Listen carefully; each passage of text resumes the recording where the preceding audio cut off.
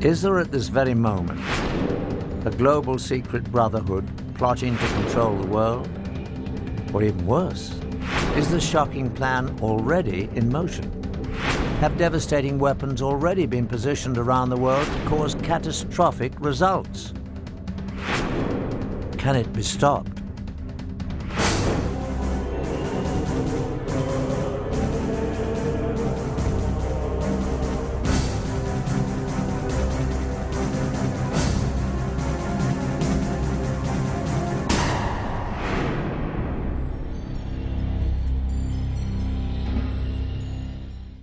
Hello, I'm Patrick McNee.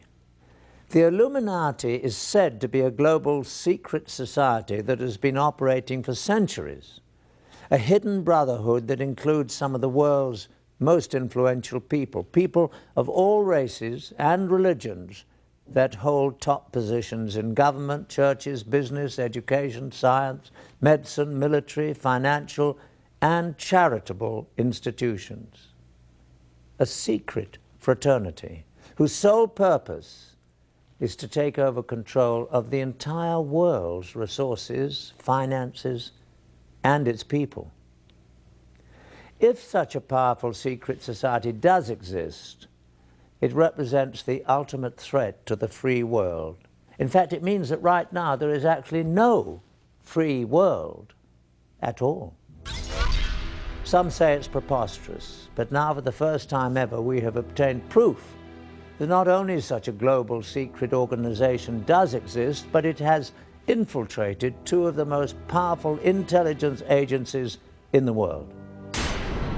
What's more, weapons of mass destruction have been hidden in the USA and other countries for future use.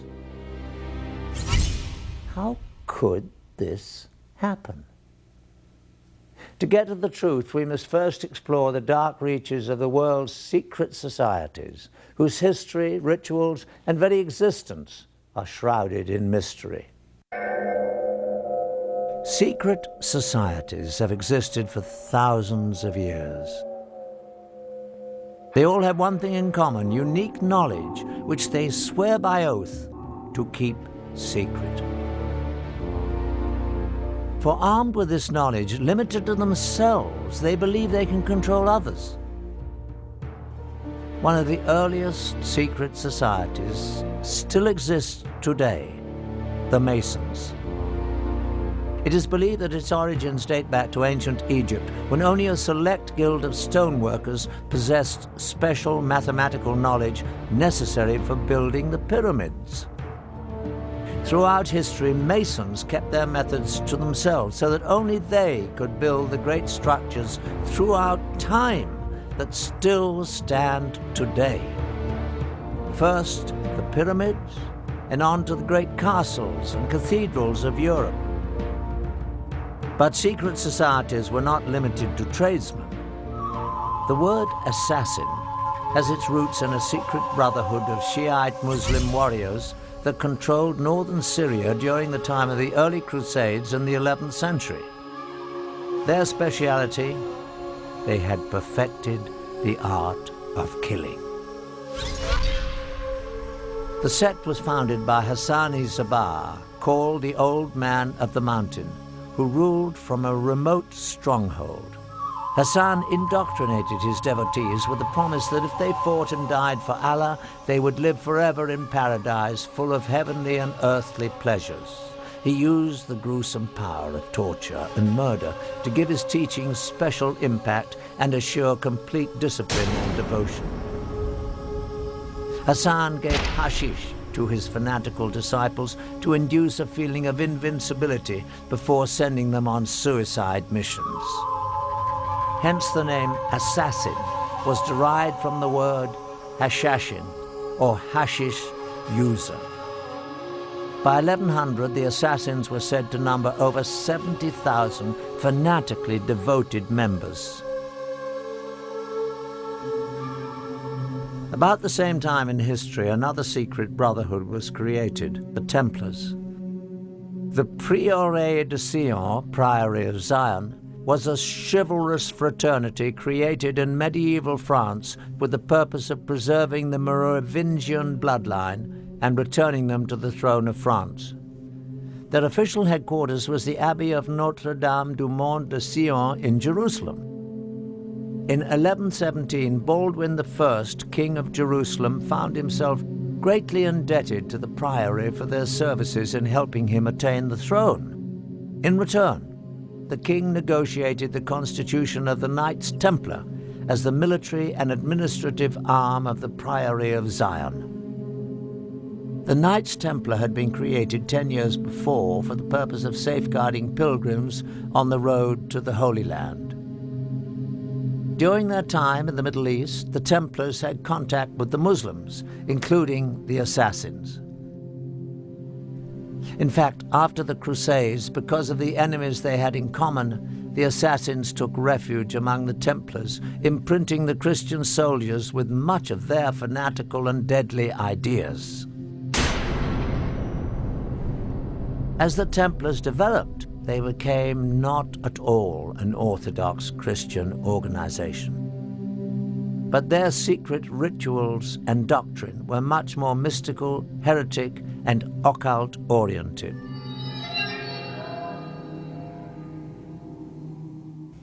As the power of the Templars grew, the Brotherhood developed into a church within the church, handling their own banking, revoking excommunications issued by bishops, and they answered only to the Pope. Everything about the Knights Templar has at least an element of mystery about it. Right from its beginnings, it was founded just after the First Crusade, which had reopened the way between Europe and the Holy Land. And in about 1118, 9 French knights, all of whom were connected with the court of the Count of Champagne, went over to the Holy Land with this mission, they said, to protect the roads and the pilgrimage routes, to make them safe for pilgrims who would now be able to visit the holy places. Now, once they arrived in the Holy Land, there's actually no evidence that actually did anything for 9 years or so. And right from the beginning, there's something that doesn't quite connect.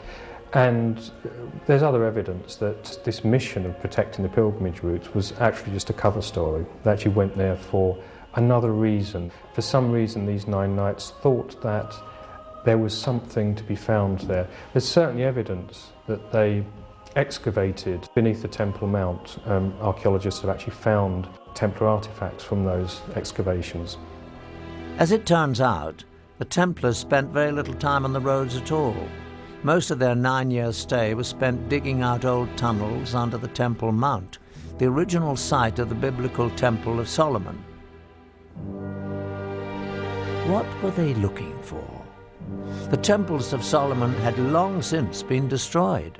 Yet in times of trouble, the priests were known to have hidden religious treasures in secret underground vaults until it was safe to remove them. The Bible tells us that the Ark of the Covenant and other treasures of the temple survived several foreign invasions in this way. Perhaps the Holy Grail had survived in the labyrinth under the temple as well, waiting for man to rediscover its power. Certainly it was no accident that the knights stationed themselves in a mosque that rested on the ancient site. In fact, it was after their stay that they changed their name to the Knights of the Temple, or the Knights Templar.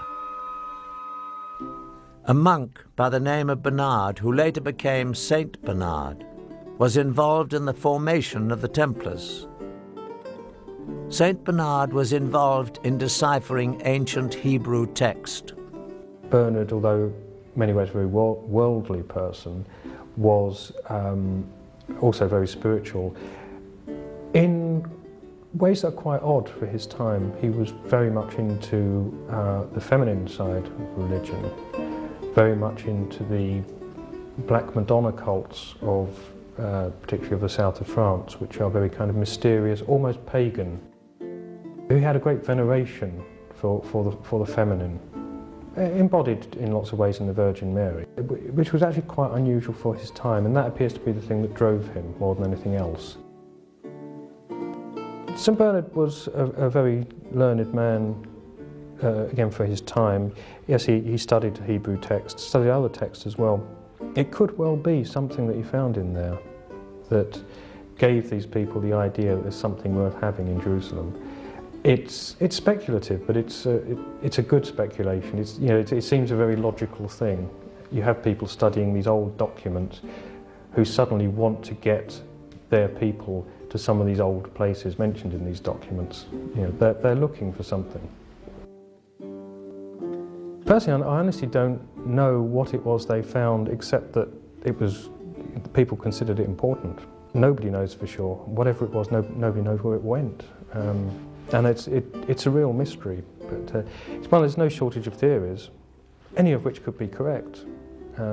Documents, Ark of the Covenant, Holy Grail, whatever that is, but they certainly had their secret. A very old text records the find. We repaired to the secret vault and let down one of the companions as before.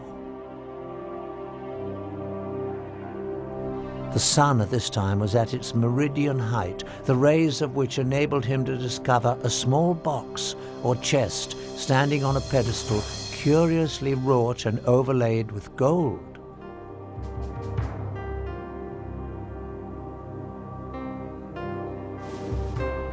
He gave the signal of ascending, and it was immediately drawn out. We have brought it up for the examination of the Grand Council. Just what was in this small box that got the Templars so excited? Clearly, a group of Christian knights, bound by the vow of poverty, were not interested in anything of material value. More likely, it was an object of great religious significance.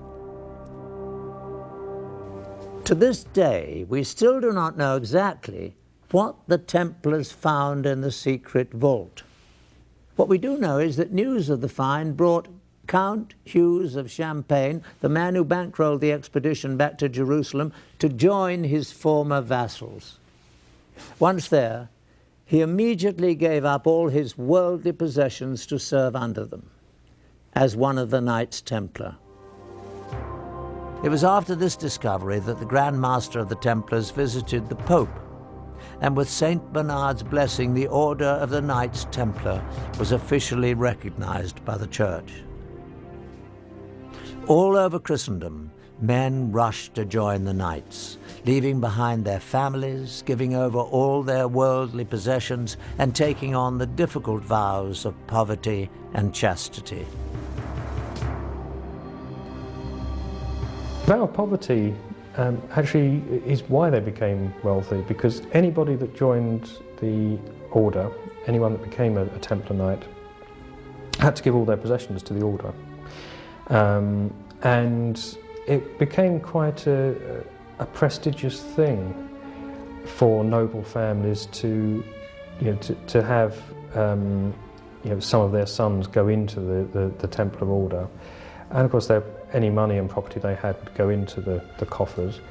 Also, when the Pope endorsed the order, gave it his blessing, and said, this is a good thing, anyone that wanted to impress the Pope donated land and money to this new order, and actually on a colossal scale.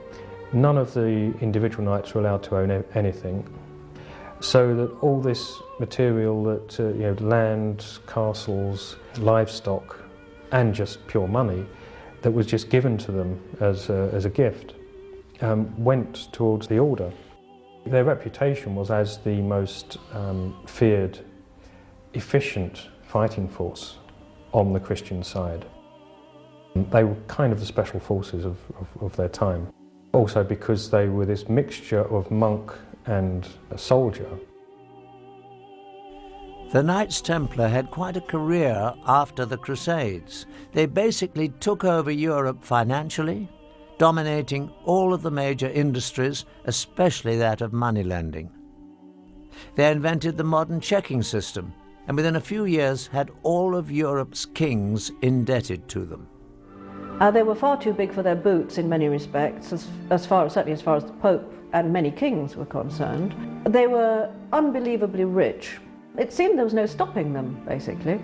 Most historians believe that they got their comeuppance because of their wealth. Essentially, the French king who started the suppression of the Templars, Philip the Fair, essentially that he was jealous of their great wealth. And it is generally thought that he used accusations of blasphemy and sacrilege against them, but really he wanted their money.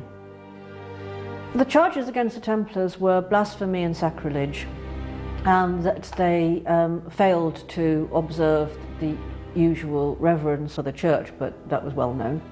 There were sexual elements in the charges, but then there always are, when you think about it, in charges against heretical groups. They were accused of sodomy, of homosexual acts. They were accused of spitting and trampling upon the cross, of worshipping not just a bearded severed head, but in some extraordinary cases they were accused of worshipping the severed head of a cat. The Catholic Church got the confessions that it needed to suppress the Templars. On Friday the 13th, 1307, the Pope officially disbanded the Order of Knights. Their Grand Master was burned at the stake. By the middle of the 1300s, the Knights of Templar seemed to have completely disappeared and their treasury confiscated. But could the richest and most powerful brotherhood on earth and all their wealth be rounded up and seized almost overnight? No. The highly trained and organized Templars only went quickly underground, taking most of their wealth with them. They evolved into an enormously powerful and well-financed secret society. Indeed, as history unfolded, the facts show that Templars never went anywhere except out of the public view. But with one added dimension: an extreme hatred for the Catholic Church. At the same time, the Priory of Zion assumed that they would meet a similar fate from the Church. They too seemed to disappear, but again, only from the public eye. Over more than 400 years, from the 14th through the late 18th centuries, the Masons, Assassins, the Priory of Zion, and the Templars existed as relatively isolated secret societies with a limited reach, until on May the 1st, 1776, in Bavaria, the human race saw what might be its darkest day. Adam Weishaupt, a Jesuit-trained professor of canon law, well-versed in the occult, formed a new secret organization that would unite all the secret societies for an unthinkable purpose: to gain complete control over the world and its resources, and to achieve total domination of its people. Weishaupt euphemistically described it as a new world order. His diabolical brotherhood was founded on a synthesis of the themes of secret societies that had gone before. He skillfully combined Masonic secret rituals and knowledge, the Assassins' Islamic mysticism, killing arts, and use of hashish, the Priory of Zion's influential membership, and the Templars' wealth, power, military science, and vendetta against the Catholic Church. To that, he added his own knowledge of the occult. It was not an accident that he chose May the 1st, a very important date on the Satanic calendar, for the founding of his society. The group was called the Illuminati. The public translation was intellectually inspired. But Weishaupt himself said in private that the word was derived from Lucifer and meant holders of the light. The official seal of the Brotherhood was a mystical, unfinished pyramid, and an eye above it with rays of light emanating in all directions. The eye represented the all-seeing, all-knowing nature of the illuminated Brotherhood reigning above the world. To his followers, the founder listed the 5 top secret primary means that would be used to accomplish his dark goal of total world domination. 1. monetary and sex bribery would be used to gain control of men already in high places in the various levels of all governments and other fields of endeavor. 2. The Illuminati who were on the faculty of colleges and universities were to cultivate the best students for the cause. 3. Influential people and specially trained students under the control of the Brotherhood would be placed behind the scenes of all government, religious, and financial institutions and used as agents. 4. The secret society would develop absolute domination of the media so that all news and information could be slanted to convince the masses that a one-world government is the only solution to our many problems. 5. The final phase of the operation would employ all resources in place to initiate military coups that would overthrow all opposing governments and put the world under one global government controlled by the Illuminati. The group was originally composed of 32nd-degree Masons and used various Masonic lodges as recruiting grounds and fronts. The highest-ranking Mason to be recruited was a nobleman from North Germany, Baron Carnegie, also known as Adolf Francis, a major player in the European Masonic scene. The Illuminati were extremely secretive, even identifying themselves and their chapters by assumed classical names. For example, Weishaupt was Spartacus, Carnegie was Philo, the headquarters was Eleusis, Austria was Egypt, etc. Dates were given in a sort of cryptography. Under Carnegie's guidance, the ranks of the Illuminati grew to over 3,000. But so much rapid success also brought opposition. The Jesuits especially had fought the Illuminati from the first, and eventually all priests became its active enemies. The Catholic Church went on the offensive against the secret brotherhood. In fact, priests raised so much opposition that the governor of Bavaria declared the Illuminati to be an outlaw conspiracy by edict in 1784. Many Illuminati were imprisoned, and some, including Weishaupt, were forced to flee the country. Soon, not only Illuminism, but also Freemasonry was forced out of Bavaria. By the end of the 18th century, the Illuminati seemed to have completely disappeared everywhere. But the Illuminati was not really gone any more than the secret societies that preceded them. They just went underground and added one more item to their list of dark goals: infiltrate and bring down the Catholic religion. When we look around the world today, what do we see of the secret societies? Masonic chapters exist in the open all around the globe as a mainstream organization. The Order of Knights Templar today exists as the top-ranking Masonic organization in the York Rite of Freemasonry. What goes on inside Masonic halls is still relatively secret. Probably known only to their upper echelon members are the dark rituals, goals, and the vendetta against the Catholic Church. The Masons and Templars have very effectively integrated themselves into the world's most respected societies. To a lesser degree, the assassins have appeared publicly periodically throughout history. In the early 1800s, they were visible in India as they came under the direction of the Aga Khan, who they believed possessed divine powers.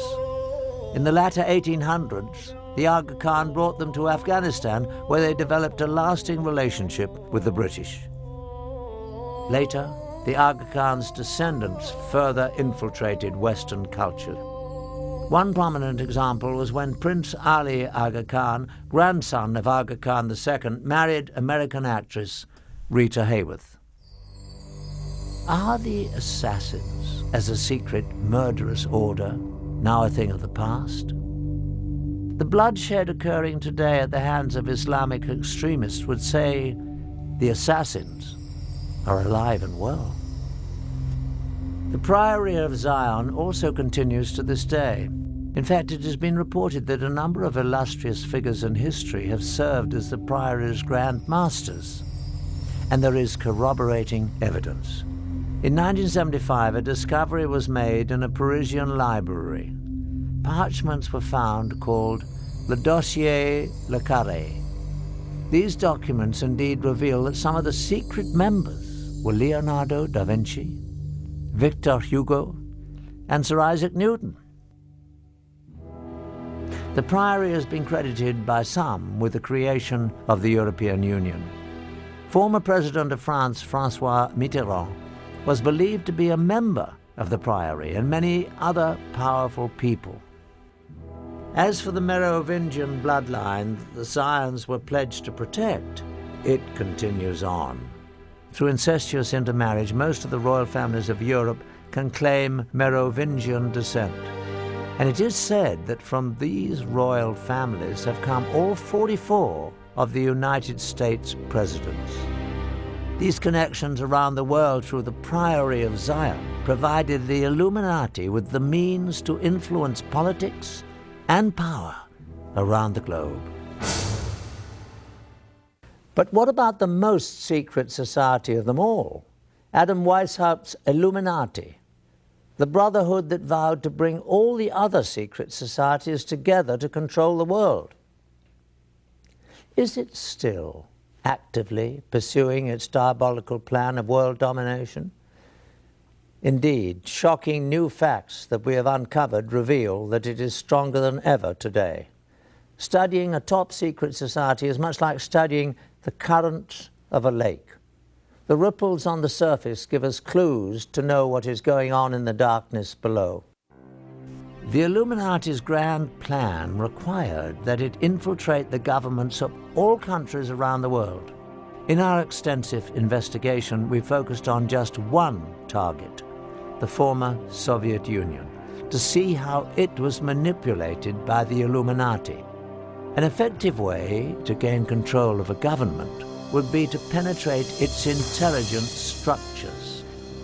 Newly released information from the files of the KGB provides some unprecedented insight.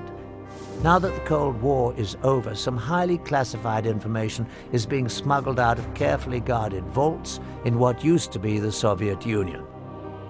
With the change to a market economy here, many items never before available to Russians are finding their way to the black market. They say that everything is for sale in the new Russia, including state secrets and the spies who kept them. After the collapse of the Soviet Union came the dissolving of the KGB. The new government formed its own new security and intelligence agencies, employing many of the old KGB personnel, but leaving many without jobs. Even those with employment were often not paid as promised. We found that many former KGB employees were eager to give first-hand accounts of their classified activities within the agency for the right price. However, when the subject of the Illuminati was introduced, no amount of money could induce anyone to talk about it. We took this as a definite sign that we were on the right track and getting dangerously close to uncovering the presence of the secret brotherhood within the KGB. The former KGB employees were willing to direct us to black market sources where we might obtain further information, but at our own peril. Though most leads proved to be ultimately unproductive, we found that with perseverance, money, and a bit of luck, it is possible to acquire classified Soviet documents. Using a hidden camera, we recorded numerous meetings over a period of months in which we attempted to obtain relevant materials. This transaction between one of our Moscow contacts and black market dealers proved to be one of the more successful ventures, though as you'll see, not without a few tense moments.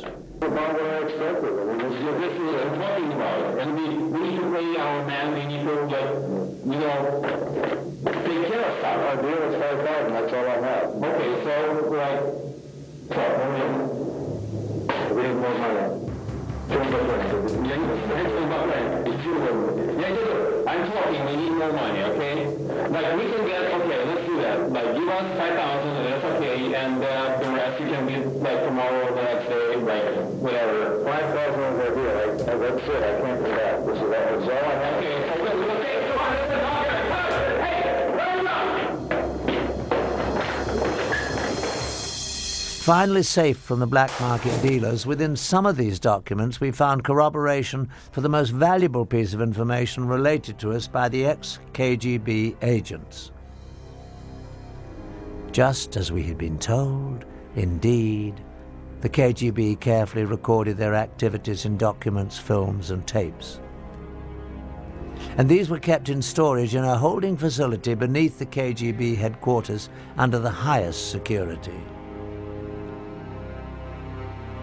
These were probably the most sensitive records possessed by the agency, for they would illuminate in graphic detail the most intimate activities of the KGB and possibly the connection to the Illuminati.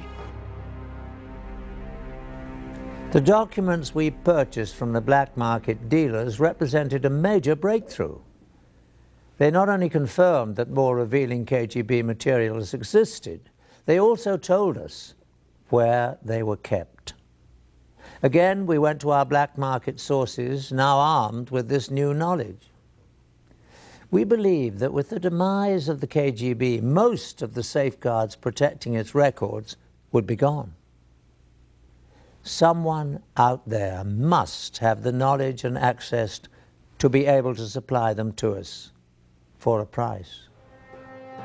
Over the course of the next 5 months, we employed our sources to try to obtain specifically these top-secret records of the KGB.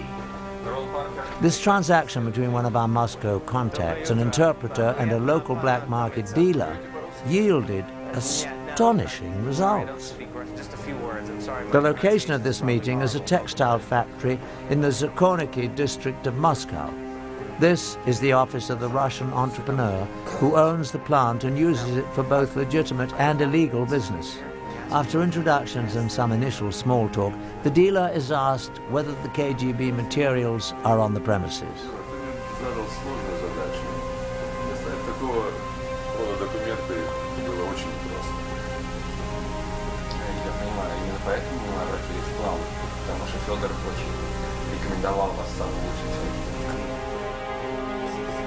From a safe, documents are produced that relate to the films and tapes the dealer has promised to deliver. After an inspection of the documents and a cursory verification of their authenticity, the transaction is completed.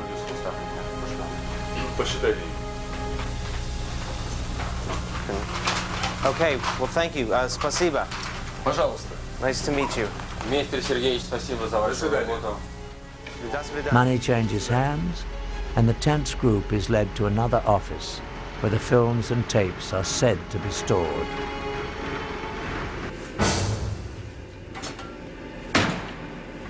And finally, the graphic films, tapes, and documents we'd heard about surfaced.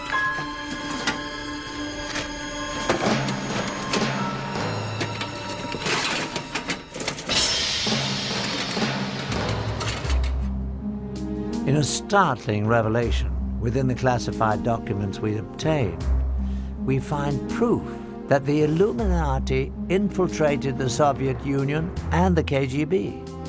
These communiques between two high-level KGB agents actually refer to the original illuminated one, Adam Weishaupt, by name.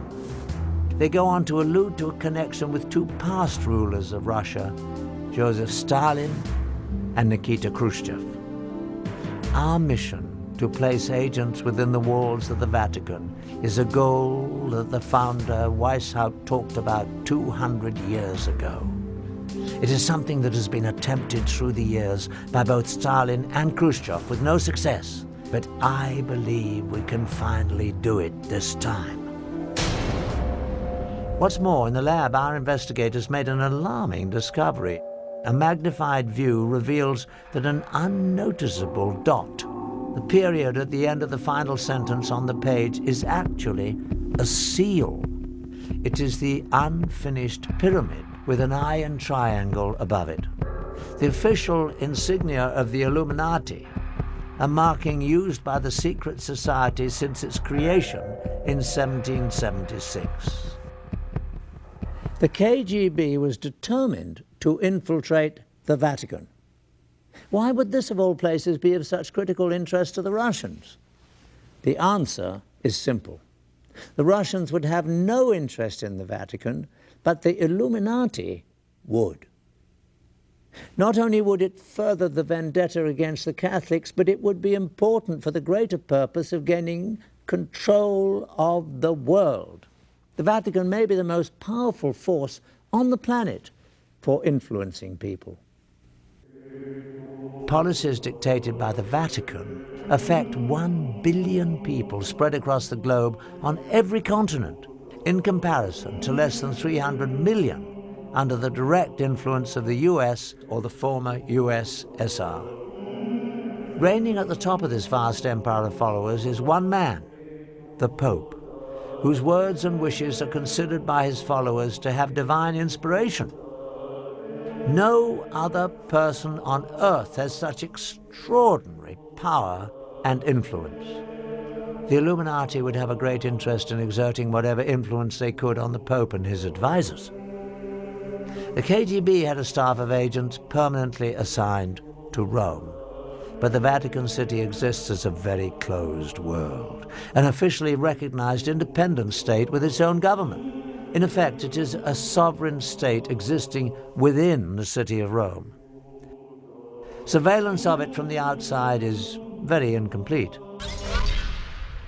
From more secret KGB documents we have obtained, we learn that in 1972, the Illuminati, using the people they had in the KGB, formulated a bold plan to position one of their people within the walls of the Vatican.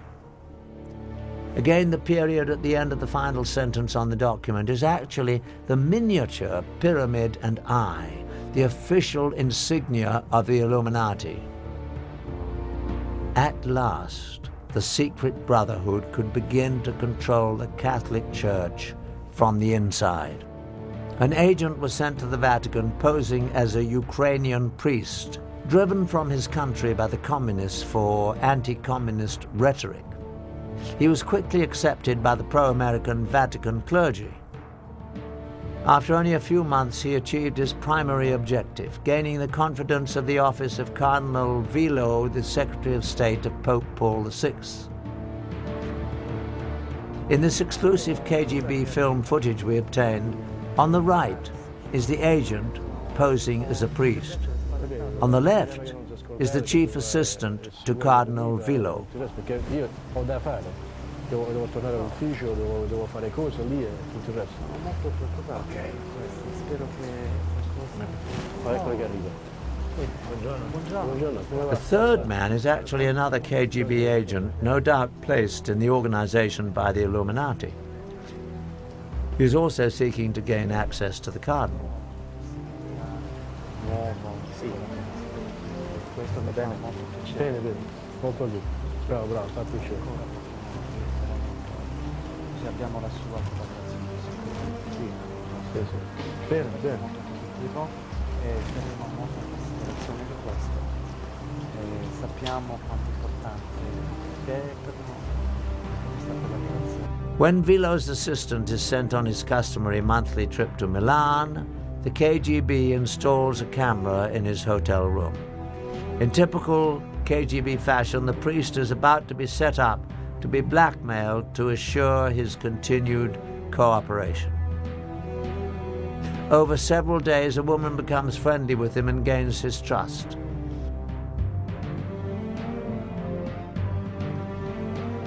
The film shows that the trap was well set.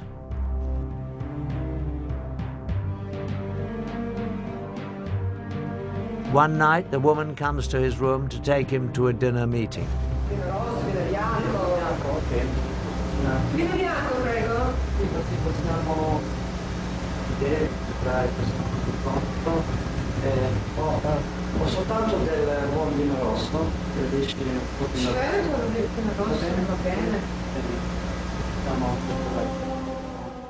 While he is briefly away pouring drinks, she takes off her blouse.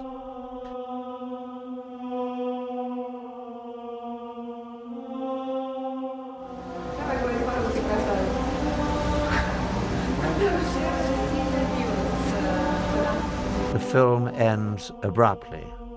But no matter what the outcome of the encounter was, the brief shot of this priest with a half-dressed woman in his room is damaging enough to guarantee his future assistance in the surveillance of Vilo's activities. Certainly in the near future, the Illuminati-controlled KGB agents will begin looking for ways to manipulate Vilo himself. Once that is accomplished, they will be extremely close to the very heart of the Catholic religion, Pope Paul VI.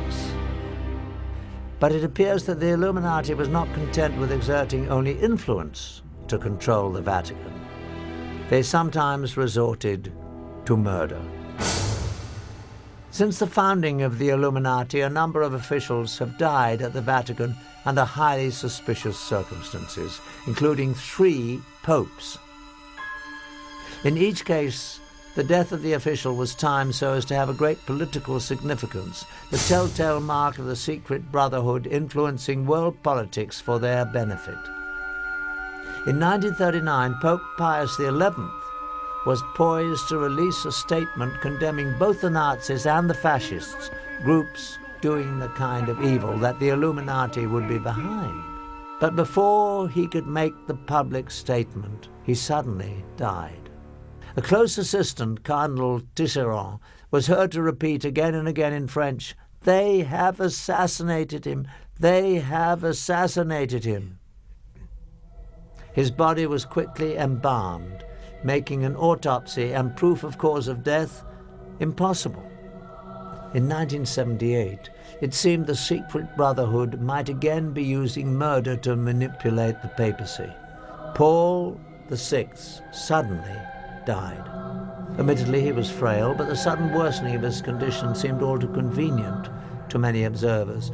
However, this time, the Illuminati architects got a result they probably were not expecting: a pope who would be at odds with them, John Paul I. Almost immediately after he took office, the new pope showed a great deal of independence. It seemed that John Paul had a special distaste for the corruption he had seen was rampant in the Vatican's finances. While he was the Cardinal of Venice, the Venetian Catholic Bank was sold in a secret deal to the Vatican Bank for a greatly undervalued amount. Profits reaped by a few were estimated at more than $70 million, but the losses to the Venetians were great. The clergy of Venice even lost their pension funds. Instrumental in the deal were bankers Roberto Calvi, his mentor, Sindona, and the director of the Vatican Bank, Bishop Marcinkus. After John Paul became Pope, these 3 were still in charge of investing much of the Church's money. In his new position, the pontiff had the power to investigate them and publicly bring out the facts. Altogether, he was poised to uncover illegal dealings that involved almost $1 billion. This would be a serious blow to the Illuminati, who were certainly behind the criminal financial dealings. The danger to the Pope became shockingly clear one day at a private meeting between John Paul and a Russian Orthodox Archbishop, Nicodim. As the meeting began, coffee was poured. Nicodim took the first sip and almost immediately collapsed to the floor and died. His face was very contorted in a horrible and unnatural grimace, as if the death was very painful. The stunned Pope carefully put down his own cup before he sipped. Certainly it came to his mind that the coffee must have been laced with poison that was meant for him.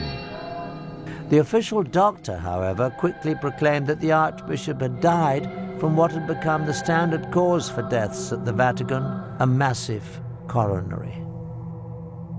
All the facts surrounding the mysterious death of the Russian Archbishop Nikodym pointed toward an assassination attempt and a cover-up.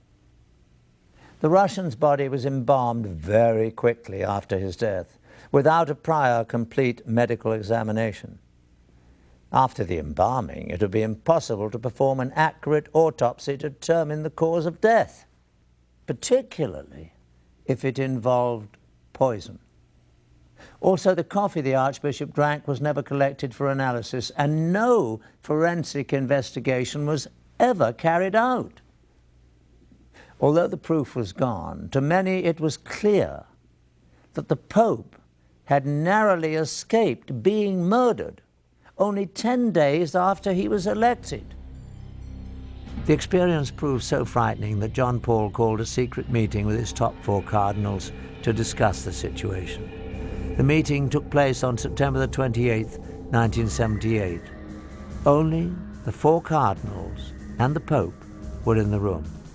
To this day, it is not known exactly what was said, but afterwards, the Pope was moved to take action. He ended the term of Cardinal Vilo as Secretary of State. This was the same Cardinal Vilo whose assistant had been blackmailed in the KGB films taken in 1972. Over the 6 years, this cardinal must have also been drawn into the Illuminati's web. Removing him meant that the Pope had uncovered at least part of the dark secret. But even John Paul could not avoid his fate at the hands of the Illuminati. That night, the pontiff retired earlier than usual and took with him detailed notes of the secret meeting to deliberate upon. At 5 a.m. the next morning, the Pope's closest attendant, Sister Vincenza, became concerned. His Holiness had never overslept before. She appeared inside his door. John Paul appeared to be sitting in bed with a light on as if he were reading. Various papers were around him. But to her horror, his face was frozen in the same agonized contortion she had seen on the face of the dead Russian Nikodym only days before. After only 33 days as Pope, John Paul was dead. After more than 200 years of protecting their secret ways, the Illuminati was very thorough at covering its tracks. Although the Pope had relieved him of his Secretary of State duties just hours before, Cardinal Vilo took charge. As the senior cardinal, he was now, in essence, the temporary Pope. He first locked himself in the papal bedroom and collected prescription medicine from the bed table and most of the papers in the room, including notes of the secret meeting. Also taken were the candies the pontiff often enjoyed while reading, and even the Pope's reading glasses and slippers. All these items were never seen again. Next, Vilo sent Sister Vincenza away to a convent after forbidding her to tell anyone that she had found the pontiff dead and anything about what she saw. And then at 6:10 a.m. he ordered embalmers to be summoned. But the most shocking occurrence of all was that they arrived almost immediately. It was estimated that given the distance the embalmers had to travel, they must have been contacted at 4:45 a.m., 15 minutes before the time that the sister had discovered the Pope. At 7:30 a.m., a public announcement was issued. The cause of death was heart failure. Instead of Sister Vincenza, it was reported that the Pope's secretary, Monsignor Maggi, had found the body, and the time of discovery was changed to 5:30. By the time of the announcement, the embalmers had already done their work, just as in the all-too similar death of the Russian Archbishop only 23 days before. Any possibility of 100% accurate autopsy was eliminated. If foul play was involved in the death of John Paul I, the chance to prove it was conclusively gone forever.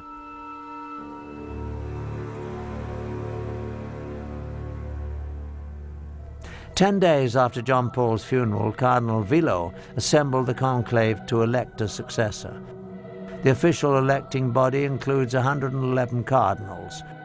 Once sequestered in the Sistine Chapel, the cardinals must invoke the power of the Holy Ghost to guide them to their decision.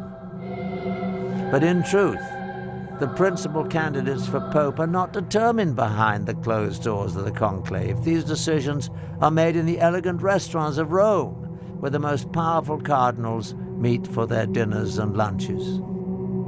When the cardinals finally entered the Sistine Chapel for the closed-door session Sunday morning, October the 15th, 1978, it became the scene of a theater of political manipulation on all levels, from promises whispered between cardinals to heated debates, with each ballot tensions elevated. After the 8th ballot, white smoke billowed up from the Vatican, signaling that a new pope had been elected. It also signaled a staggering defeat for the KGB and the Illuminati. The new pontiff was a staunchly anti-communist Pole, John Paul II. But the Illuminati does not accept defeat easily. On May the 13th, 1981, Mehmet Ali Agca, a man wanted in Turkey for murder, stood outside the Vatican Basilica in the crowd waiting for the Pope to ride through. According to Ali Agca's own account, John Paul came out of the Vatican about 5 p.m. in a white Jeep. As the Pope came by, Ali Agca pulled a pistol up and fired 3 times before being wrestled to the ground by the crowd. The pontiff was seriously wounded, but he would recover to continue his papacy. At first, Ali Agca asserted that he had acted on his own, but investigators became convinced that a much larger conspiracy had used the obviously unstable and dangerous man as a tool for assassination. Soon, Ali Agca admitted that the shooting was part of a Bulgarian conspiracy masterminded by the KGB. But of course, both Bulgaria and the Soviet Union denied any involvement. When the jury announced Ali Agca's conviction and life sentence, he seemed shocked that he'd been left to bear the responsibility for the crime alone. Then he began laying out the precise details of the conspiracy to Italian investigators, naming all those involved. On November the 25th, 1982, Serge Ivanov Antonov, an employee of the Bulgarian National Airline, was arrested in Rome and charged with involvement in the assassination attempt. Soon, the list widened to include 3 other Bulgarians and 4 Turks.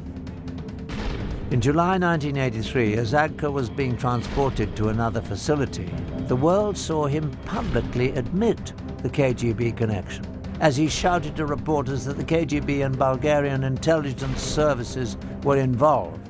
Later, he explained that he had been trained in Bulgaria and Syria by KGB experts in international terrorism.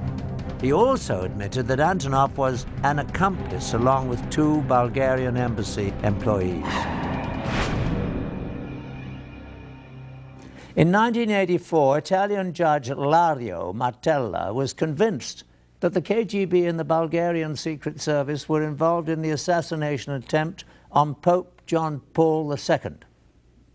The judge released this finding based on the following facts. Agca used a perfectly forged passport to enable his entrance into Italy, something available only from highly sophisticated sources.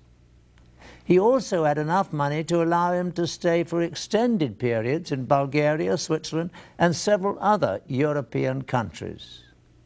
There was evidence that he received substantial assistance in his activities in Italy leading up to the assassination attempt. In spring, the trial of 8 men accused of conspiring to kill the Pope convened, and the facts began to emerge. During the trial, several Turkish defendants testified that they aided Agca in his travels from Turkey through Bulgaria to Italy. Another said he had made payments to Agca from the Bulgarians on trial. One admitted delivering the assassination weapon to Agca in a Milan restaurant. By the 1980s, after 2 centuries of positioning their people in high places, the Illuminati had apparently gained control of the Italian courts. In the end, to the amazement of most observers, the Italian court found that there was insufficient evidence to convict the conspirators. The Agca case not only illustrated that the secret brotherhood had compromised the Italian judicial system, it also showed that the Illuminati had reached the very top of the KGB. In 1990, Viktor Ivanovich Shemov, a KGB major, who defected to the US, made a shocking admission. Before he escaped from Russia in 1980, he received an order to obtain all the information possible how to get physically close to the Pope. The order was signed by Yuri Andropov himself, at the time the head of the KGB, the same Yuri Andropov who would only a few years later become the head of the Soviet Union. The Illuminati's final step to domination called for military coups around the world to seize power in order to create one global government controlled by them. To accomplish this, they would use the huge surplus of catastrophic weapons stockpiled in the USSR to threaten the entire world. Although the KGB was the most well-known, it was not the only espionage entity run by the former USSR.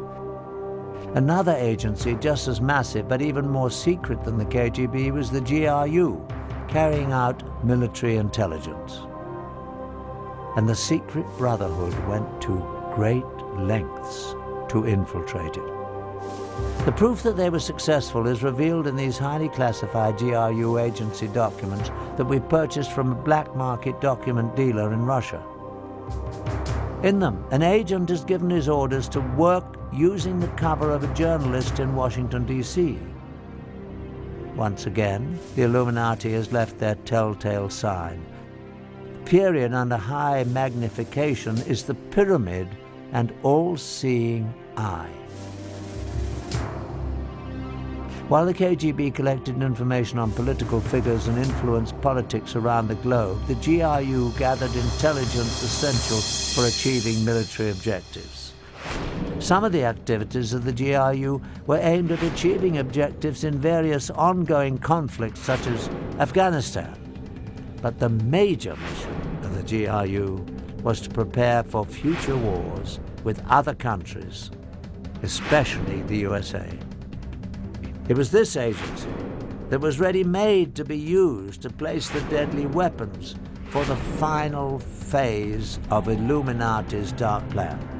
The GRU operatives were perfectly trained for the operation. In time of Cold War beginning, in the mid, in the end, actually all time of our military service, we were used in military preparation of former Soviet Union for the future war against America. Beside their military education, GRU operatives underwent 3 years of exhaustive training. They learned to use all the tools and techniques of the spy, and they became experts in explosives. Once fully trained, the GRU agents were moved to assignments in foreign countries. Some were given diplomatic covers and went to work in embassies. Others assumed positions as journalists, as is the case in the secret documents we obtained with the insignia of the Illuminati. One was Stanislav Lunev, a former GRU colonel, who in 1992, after 20 years with the agency, would become Russia's highest-ranking military officer to defect. In his book and in an exclusive interview with us, Lunev gives a first-hand look into the GRU.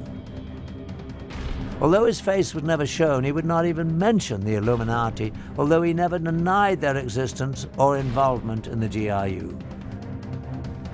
He does, however, reveal some shocking facts. In the United States, I worked in Washington, D.C. operational area, under the same cover as a TASS news agency correspondent. It's a very good cover because, you know, between journalists and spies, real spies, there are a lot of common, because all of them are looking for news and for real information. Once in position in the field, the GRU agents had various tasks. One was to help coordinate terrorist campaigns to destabilize unfriendly governments. GRU officials have now revealed that during the Vietnam War, the agency invested over $1 billion promoting the anti-war campaign in the US. This expertise at manipulating governments was a skill that fit exactly with the Illuminati's future plans for overthrowing governments. Another major part of the GRU's agents' work was laying the groundwork for Russian special forces, the Spetsnaz. These elite troops under the GRU would penetrate countries to perform military sabotage when needed.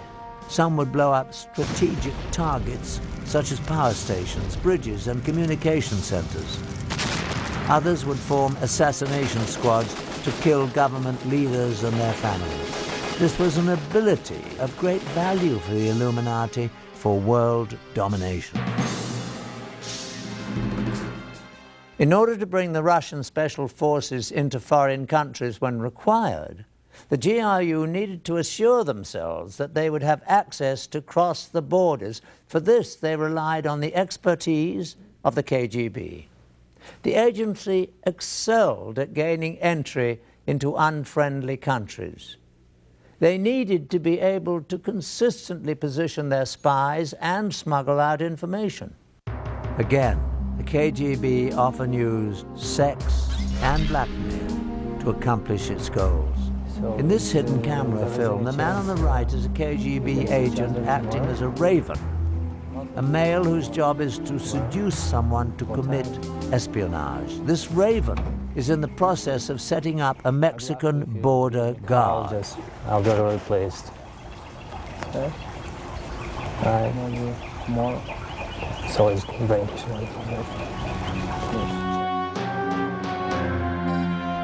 Once this border guard was hooked, KGB agents could freely cross into the US from Mexico at this station. Hello?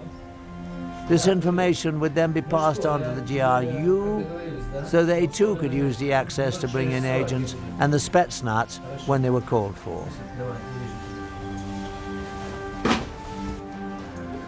So, will you call me? I call you. You will?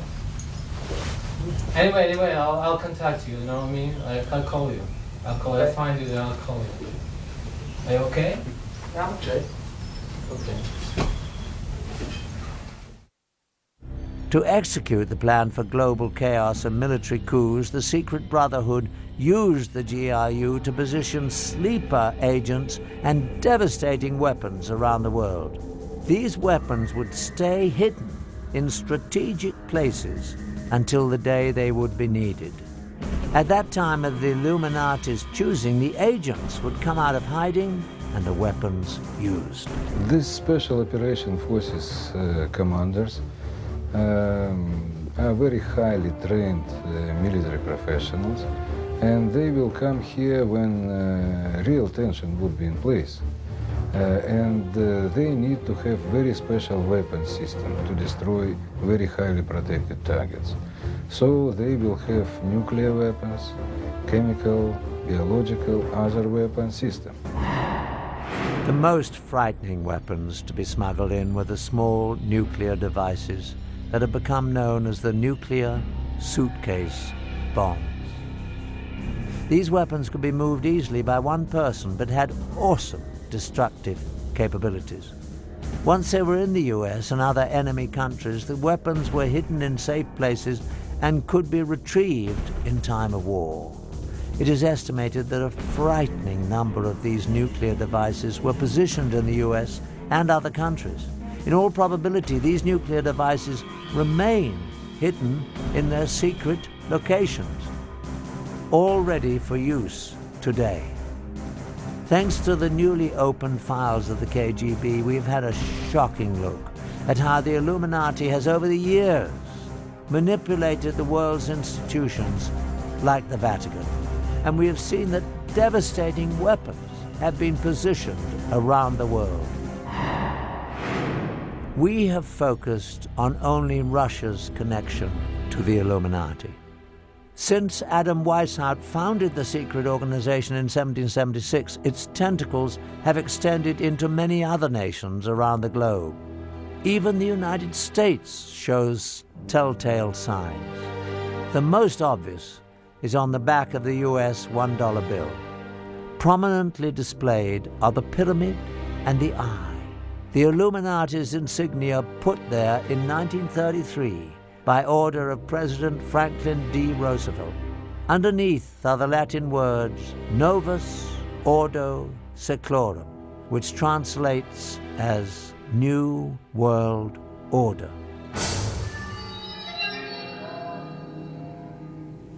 Can the unthinkable plan for Illuminati global domination be stopped? The only thing a secret society fears is being exposed. Today, books on the frightening subject are gaining wide distribution. The internet is filled with information about the secret organization. We can only hope that the people of all nations around the world will see the signs and heed the clear warning that there are those lurking in the shadows who are planning to take away our freedom. I'm Patrick McNee. Thanks for joining me.